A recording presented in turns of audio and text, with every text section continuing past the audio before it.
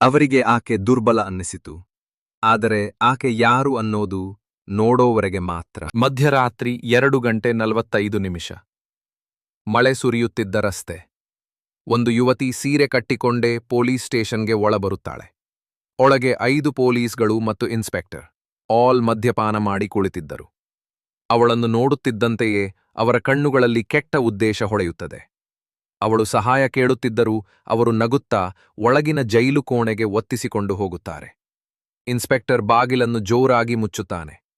ಆಕೆ ಟ್ರೆಂಬ್ಲಿಂಗ್ ಆಗಿ ನಿಂತಿರುವಾಗ ಇನ್ಸ್ಪೆಕ್ಟರ್ ಅವಳ ಸೀರೆಯನ್ನು ಎಳೆಯಲು ಹೋಗುತ್ತಾನೆ. ಆ ಕ್ಷಣ ಸೀರೆಯೊಳಗಿಂದ ಒಂದು ಐಡಿ ಕಾರ್ಡ್ ನೆಲಕ್ಕೆ ಬೀಳುತ್ತದೆ. ಇನ್ಸ್ಪೆಕ್ಟರ್ ಅದನ್ನು ಎತ್ತಿ ನೋಡಿದಾಗ ಅವನಿಗೆ ಶಾಕ್. ಅದರ ಮೇಲಿತ್ತು IPS ಶಾಂತಿ, ಅಂಡರ್ ಕವರ್ ಆಪರೇಷನ್.